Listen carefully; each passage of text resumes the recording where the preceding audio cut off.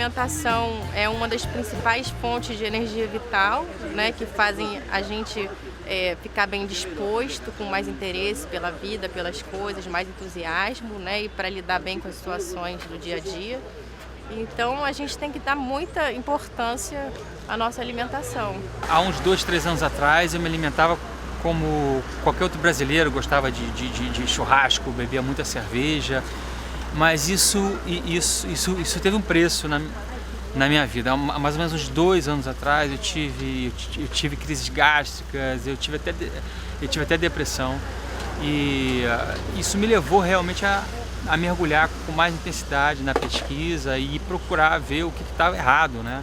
Tinha realmente bastante coisa errada na minha alimentação. Every single person in the world, every culture, every language, every country, every person in the world knows it.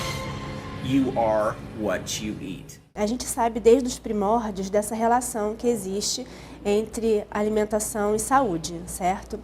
No entanto, como esses alimentos influenciam na saúde, ou seja, quais alimentos, se essa influência é negativa, se é positiva, em quais doenças específicas eles podem atuar, ainda é alvo de pesquisas atuais.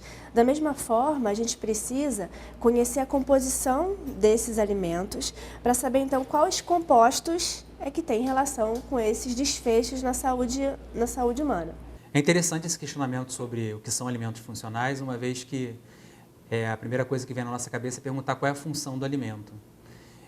Nesse ponto, então, o alimento funcional a gente poderia pensar numa função de nutrir, seria uma função mais básica do alimento, mas o alimento acaba assumindo outras funções. A gente pode pensar, por exemplo, numa função social, quando você vai numa festa e a alimentação ela tem que fazer parte desse processo. Muitas das vezes tem até uma função simbólica. A gente, por exemplo, começa a nomear alguns restaurantes, né? Restaurante nordestino, gaúcho, pessoas que vivem princípios de vida como alimentação. A gente, por exemplo, pega pessoas que se alimentam exclusivamente de verduras e frutas, não se alimentam da parte, por exemplo, de carnes. Então, são várias funções diferenciadas. No entanto, essa terminologia ganhou, em termos de nomenclatura e definição, maior amplitude no mundo na década de 80, no Japão. E a partir daí o conceito surgiu no Japão numa definição de alimentos que possuem ingredientes, ou melhor dizendo, até compostos, que tinham uma função específica na saúde humana, além daquela função de nutrir. Ao longo dos anos, isso passou a ter várias denominações e várias definições, mas uma das definições que tem sido mais aceitas no mundo são alimentos, então, que possuem algum composto ou alguma substância que, além da função de nutrir, eles executam um papel um pouco específico, devidamente comprovado cientificamente para a saúde. Os alimentos funcionais, grande parte deles são caracterizados a partir do momento que possuem algum composto bioativo. E aí vem sempre um questionamento, né? Qual é a diferença de um composto bioativo e de um nutriente, uma vez que o alimento vai conter as duas coisas? É uma definição muito complexa de se estabelecer, uma vez que alguns compostos bioativos estão sendo, inclusive, identificados como nutrientes. Mas, de uma maneira geral, o que se acredita é que o nutriente é uma substância encontrada no alimento, sendo indispensável para a saúde humana. O composto bioativo, não, você consegue sobreviver sem consumir ele. Os compostos bioativos, eles são compostos presentes nesses alimentos que estão relacionados a algum benefício. Então, seja prevenção de doenças cardiovasculares, como antioxidantes, como prebióticos, enfim, tem uma gama de compostos com bioatividade no organismo humano que já foram identificados hoje em dia na nossa alimentação. A gente tem, né, o nosso guia, que tem sido, na verdade, muito discutido no mundo inteiro. O pessoal tem elogiado bastante o nosso guia, que foi lançado no final de 2014. Ele vai classificar os alimentos entre alimentos in natura ou minimamente processados, né? Então, ou seja, é um alimento que a gente tem que não sofre nenhum tipo de alteração da natureza ou pequenas alterações. Então, in natura todo mundo sabe, né? Vegetais, frutas, né? Os legumes, todos que a gente vai ter. Os alimentos minimamente processados, que passam por um processo de secagem, por exemplo, tem o arroz, né? O feijão, os grãos, as oleaginosas, que sofrem pequenos processamentos. O leite, que só vai ser pasteurizado, sofre uma questão de temperatura, né? E a segunda categoria de alimentos que a gente tem chamados são os alimentos processados. Tem acréscimos de gordura, de açúcar e de mais sal. Então, você vai ter o quê? As compotas, né? Você vai ter alguns tipos de molho que você pode ter, mas só que só tem o sal e óleo, né? Quando você tem um picles, por exemplo. Então, só fica o processado. Então, o queijo, né? O pão, né? Que a gente vai ter. Tem acréscimo de sal ou outro ingrediente que você vai ter de gordura. E tem os ultraprocessados, que na verdade a gente até tem uma discussão que se é considerado como um alimento, que tem tanto ingrediente, quer dizer, alguma coisa que tem mais que 5 ingredientes, deixa até de ser um alimento, né? Então, assim, ele vai ter muito aditivo, sal, gorduras, emulsificantes, edulcorantes, corantes e um misto, né, de diversos tipos de ingredientes. Não são alimentos que você vai ter o tal dos compostos bioativos ali presentes, né? Então, o composto bioativo está onde? O composto bioativo está no alimento in natura ou o minimamente processado, que você vai ter os grãos, que você vai ter muitos tipos de vegetais, de frutos, como a gente viu em outros trabalhos aqui de professores da universidade. Eu mesmo fiz um trabalho com vários tipos de limões, e a gente vendo assim um benefício que, por exemplo, o limão siciliano tem, temos uma capacidade antioxidante que vai ter, um teor de vitamina C que você vai ter, que é uma vitamina altamente antioxidante para evitar esse processo inflamatório nas células. Então, se a gente pensasse em alimentos de uma maneira geral que podem ser considerados funcionais, são vários. A gente teria alimentos integrais, frutas e hortaliças que possuem esses compostos. Mas, do ponto de vista legal, atualmente a gente tem algumas substâncias que são devidamente comprovadas e que a Agência Nacional de Vigilância Sanitária reconhece como que possuem alegação de propriedade funcional.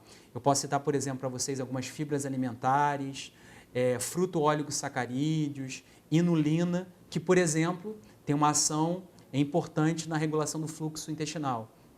A gente poderia pensar também, por exemplo, na proteína da soja, em fitoesteróis, que podem, por exemplo, ser adicionados em alguns alimentos, como existem hoje no mercado, margarinas e manteigas adicionadas de fitoesteróis, que, por exemplo, teriam uma ação voltada para melhorar a absorção e controle do metabolismo do colesterol.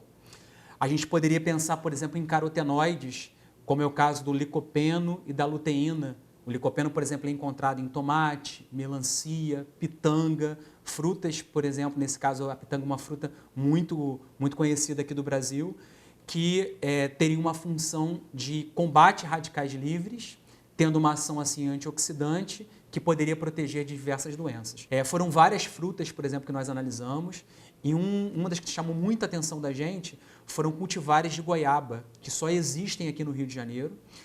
A gente identificou algumas substâncias jamais identificadas em outros cultivares de goiaba fora aqui do estado, e a gente verificou que grande parte da ação de alguns extratos de goiaba conseguiram proteger o desenvolvimento, por exemplo, de câncer de mama.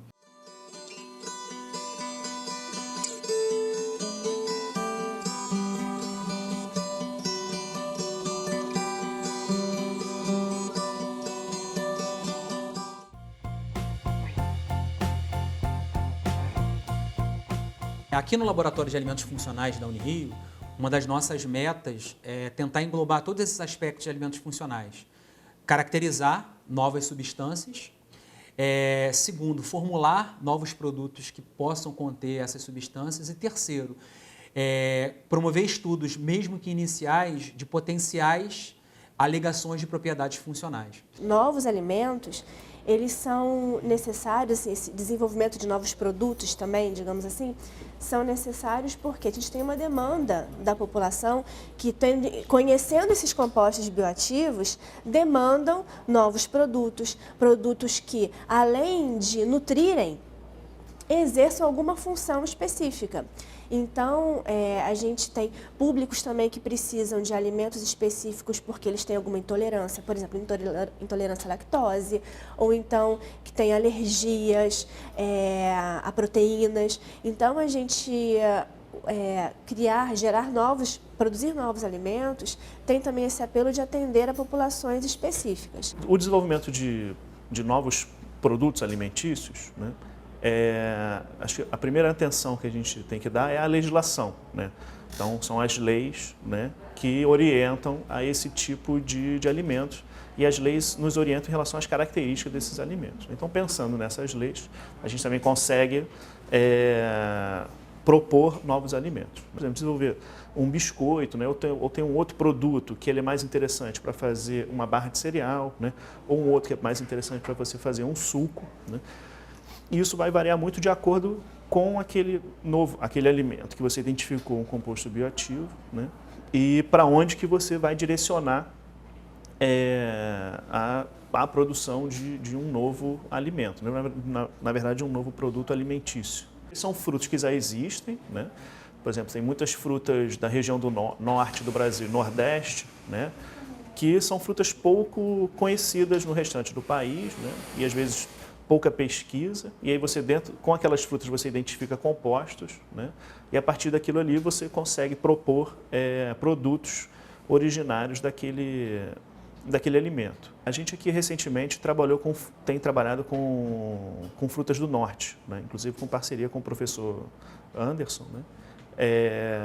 A gente trabalhou com duas frutas, né, com duas frutas, o taperebá e o murici, né, que para nós aqui do Sudeste não são frutas conhecidas, né, mas quando a gente conversa com colegas, né, que moram hoje aqui no Rio de Janeiro e que vieram da região do Norte, do Sudeste, são frutas mais conhecidas, mais populares, né, e a gente pôde fazer alguns testes aqui, né, especificamente na minha área, né, que é a área de análise sensorial, desenvolvendo um produto específico, né, o mais natural para uma fruta acaba sendo você fazer um suco, né, ou um néctar, né, e aí entra a importância de conhecer a legislação, saber o que é um néctar, saber o que é um suco de uma fruta, né, e aí passa por todos os processos de desenvolvimento, né, a partir do momento que você quer fazer um néctar, então o que a legislação te exige, né, de conteúdo, de polpa, né, se você vai adoçar, quanto que você vai colocar de açúcar, né, se você vai usar um edulcorante, um adoçante, quanto que você vai utilizar, né, então se você quer fazer uma relação de mesma intensidade de doçura, né, então quanto você vai colocar de açúcar, quanto que eu precisaria colocar de um edulcorante, né, de um adoçante. Isso, a gente tem no mercado hoje vários adoçantes, né, então qual que é o melhor, qual que é o mais adequado, e às vezes para uma fruta, né, ou para um fruto que eu faço um néctar, pode ser um adoçante, né, ou um conjunto de adoçantes, né, que a gente chama de blend de adoçante, e para um outro pode ser um blend totalmente diferente e quantidades diferentes também. Pode ser que num suco de um determinado fruto ou de um blend de frutas também eu posso ter uma porcentagem de açúcar, e para o outro eu preciso de uma porcentagem maior ou menor de açúcar para alcançar uma otimização daquele produto. O tamarilho é um fruto que eu tenho trabalhado, né, um projeto aqui até de inovação na universidade. E ele é um fruto da família Solanaceae, que ele é conhecido também como tomatão, tomate francês, tomate de árvore. Ele não é nativo no Brasil, mas o Brasil tem um grande potencial de produção. Então, assim, São Paulo, Rio de Janeiro, Minas Gerais já apresentam produção desse fruto em agricultura familiar. Então, ele é interessante porque ele tem uma característica sensorial diferenciada. Então, ele tem sido muito utilizado em alta gastronomia. E, além disso, ele tem uma composição química muito rica nos bioativos, como, por exemplo, antocianinas. Ele é riquíssimo em compostos fenólicos e antocianinas. Ele tem fibras, ele tem vitaminas, ele tem minerais, só que ele ainda é pouco explorado comercialmente. O que acontece é que tem uma população que consome na forma de sucos somente. No entanto, por ser tão rico em compostos bioativos, porém restrito também em safra, então a gente só consegue consumir esse fruto numa determinada época. Então, se a gente consegue trabalhar nesse fruto, gerar novos produtos, tendo ele como base, a gente aumenta o consumo desse produto e faz com que a população tenha acesso aos benefícios desse produto, desse alimento. Existe uma estreita relação entre o consumo de frutas, de uma forma geral, e benefícios à saúde humana, ok? Então, assim, o tamarilho, ele tem, na sua composição, diversos compostos bioativos, que têm relação, que são antioxidantes, tem fibras, por exemplo, que ajudam no metabolismo de lipídios, no metabolismo de glicemia, de glicose. Porém, tem um estudo específico, que foi recente, de 2016, que mostra o consumo de suco de tamarilho durante 6 semanas, promovendo que uma melhora no metabolismo de glicose, reduzindo os lipídios plasmáticos, no caso, redução de colesterol total, redução de LDL colesterol. Então, existe esse benefício direto, principalmente, nesse caso do estudo específico, a doenças cardiovasculares e metabolismo de glicose, e de uma forma geral, todo o benefício relacionado à sua composição, em fibras, em vitaminas e em antocianinas também, por exemplo, que são potentes antioxidantes. Goiaba também é um fruto que tem uma composição bastante rica e a gente explorou no sentido de produzir farinhas dessa fruta e incorporar em produtos de panificação, por exemplo. Quando a gente substitui essa farinha de trigo por farinha de tamarilho, em formulações de biscoito, o que a gente observa é um aumento bem significativo da atividade antioxidante, dos compostos fenólicos, que, no caso, a gente pensa que uma população que consome esses produtos, esses biscoitos, ao invés do biscoito tradicional, pode ter melhores efeitos na saúde.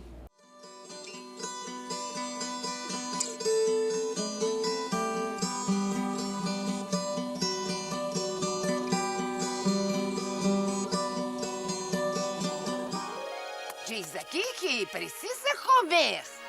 Claro! Pode mandar Dragon Boy!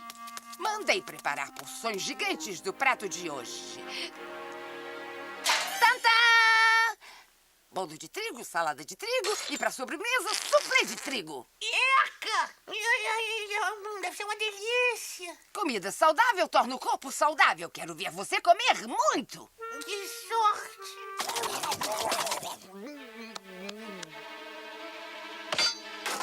Opa! Deixa eu ver. Não me lembro dessa escultura. Deve ser coisa de decorador de interiores. Ah, não se preocupe. Há muito mais trigo pro jantar. A dieta hospitalar sempre esteve associada a uma imagem negativa da nutrição hospitalar. E considerando, né, a ciência da nutrição, que é o que se estuda aqui, o desenvolvimento de produtos, o alimento como recurso terapêutico, é fundamental que a qualidade sensorial dessas preparações sejam consideradas no momento de uma prescrição dietética. Principalmente considerando que dentro de hospitais existem restrições alimentares e que as pessoas estão muitas vezes envolvidas no momento de internação, com questões psicossociais e que acabam diminuindo a aceitação dessas preparações, a qualidade sensorial ela passa a ser uma aliada num tratamento terapêutico. Então, tentando proporcionar isso dentro de uma rede hospitalar, a gente vê impactos mesmo no tempo de internação, diminuição, né, de mortalidade, e isso tem total impacto também nos recursos financeiros públicos que são, né, colocados dentro do hospital, e na melhoria, então, de aspectos não só de aceitação do paciente, como essa diminuição de tempo de internação e aí a melhoria do serviço mesmo hospitalar. Essa visão dessa associação da imagem negativa, que é entre aspas, o comida do hospital, ele realmente é um desafio dentro desse contexto hospitalar. E o que se faz, na verdade, é mesmo, né, a nutrição gourmet que a gente chama, onde a gente muda muito o aspecto sensorial das questões de apresentação dessas preparações. Né? Então, como essas preparações chegam não só em questão de apresentação, mas também monitorando alguns requisitos fundamentais da parte sensorial, né? Estimulando os sentidos sensoriais.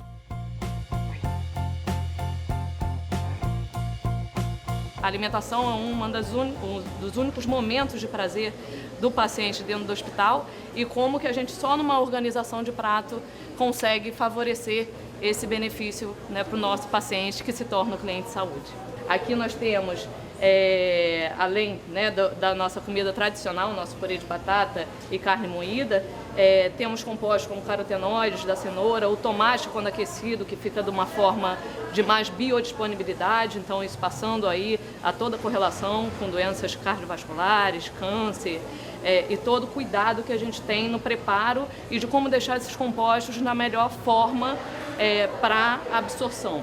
Aqui é um chá de jabuticaba, né? Considerando a jabuticaba um fruto nativo do Brasil, a jabuticaba nossa berry, né? E muitas vezes a gente desperdiça a casca e aí é onde está a maior parte dos compostos, então também mostrando a viabilidade da utilização dela dentro do hospital. E aqui é uma banana da terra, e aí todos, né? Ela é caramelizada no mel e canela, então a canela também, pelas suas propriedades aí antiespasmódicas, então auxiliando na questão da digestibilidade, diminuição de diarreia e toda aliada, né, à questão do tipo de amido que a gente tem da banana, que é muito rico em fibra. Então, apesar, né, de todo mundo falar que banana é calórica, a fibra que contém nela também auxilia aí na questão de digestibilidade, de melhoria de toda essa questão de trânsito intestinal. E a canela, então, a gente aí agregando a questão além da propriedade funcional, também do sabor e do aroma que a gente consegue resgatar, e o nosso coco, né, também aí como uma gordura excelente aí, já com comprovações também de benefícios potenciais à saúde. E nesse contexto todo, quando a gente envolve uma equipe, a gente humaniza essa equipe, e o principal hoje da gastronomia hospitalar é a humanização de atendimento. E esse paciente recebendo, né, um atendimento humano, um atendimento carinhoso, não tenha dúvida de quanto isso dá um impacto e a nossa realização da saúde. E a análise sensorial, dentro da ciência de alimentos, ela é uma ciência que reúne, né, um conjunto de métodos que utiliza como medida, né, ou como instrumento de medida, o ser humano e os sentidos do ser humano, né? Então a gente consegue, através da análise sensorial, que isso é uma particularidade dela, fazer medidas, né, a partir dos sentidos, de forma isolada, né? Então, poderia, por exemplo, ter um produto aqui e avaliar ele utilizando só a minha visão, né? E aí atribuir um valor ou uma nota a essa aparência.